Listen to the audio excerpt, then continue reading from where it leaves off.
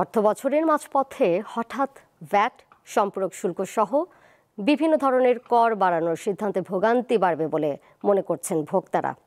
বিশেষজ্ঞরা বলছেন, রোজায় দ্রব্যমূল্য নিয়ন্ত্রণের আহ্বান জানিয়েছে সরকার, অথচ এখন কর বাড়ানো হচ্ছে।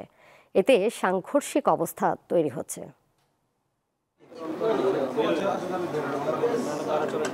রাজস্ব বাড়ানোর স্বার্থে বিভিন্ন পণ্যের উপর কর বাড়ানোর সিদ্ধান্ত নিয়েছে অন্তর্বর্তী সরকার। কিছু বড় পণ্যে কর ছাড় দেওয়া হয়েছে, এর ঘাটতি মেটাতেই কিছু পণ্যে এমন সিদ্ধান্ত। বৃহস্পতিবার সচিবালয়ে একথা জানান অর্থ উপদেষ্টা সালেহউদ্দিন আহমদ। ৪৩টি পণ্য ও সেবায় মূল্য সংযোজন কর বাড়ানো হলেও সামগ্রিক মূল্যস্ফীতি সাধারণ মানুষের জীবনযাপনে নেতিবাচক প্রভাব ফেলবে না মনে করছেন অর্থ উপদেষ্টা। জিনিসপত্রের দামের উপরে তেমন প্রভাব পড়বে না।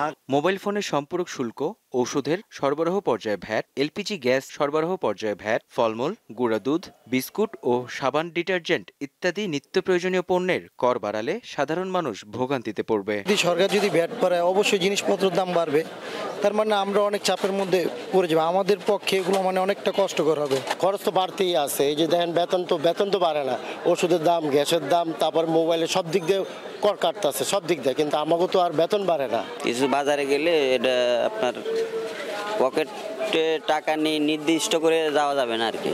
ওষুধটা একদম এটা জীবন মরণের কথা। ওষুধটা ব্যাট তো থাকার কথাই না, তবে ওষুধগুলোর দামগুলো খুবই কমানো উচিত। তো এগুলো তো যদি দাম বাড়ানো হয়, আমরা সাধারণ মানুষ কিন্তু দিন শেষে ভোগান্তিতে পড়তেছি। মানে ধরাছোঁয়ার বাইরে সবকিছু চলে যেতেছে।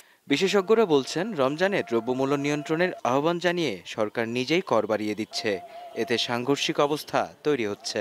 ব্যবসায়ীদের প্রতি আহ্বান, আর অন্যদিকে সরকার নিজেই মূল্য বৃদ্ধি করার দৃষ্টান্ত স্থাপন করা, এটা এক ধরনের সাংঘর্ষিক অবস্থা। অর্থ উপদেষ্টা যেটা প্রত্যাশা করেছেন, এটা তার বলা যেতে পারে এক ধরনের পায়াস উইশ। ভ্যাট বৃদ্ধি, মূল্য বৃদ্ধি করবে এবং সেটা সহনীয় পর্যায়ে থাকবে, এটা মনে করার কোনো কারণ বক্তা হিসেবে আমি দেখি না। কর বাড়িয়ে রাজস্ব আয় বাড়ানোর উদ্যোগ জনজীবনে প্রভাব ফেলবে বলে মনে করছেন সংশ্লিষ্টরা। মেহেদী হাসান, দীপ্ত সংবাদ, ঢাকা।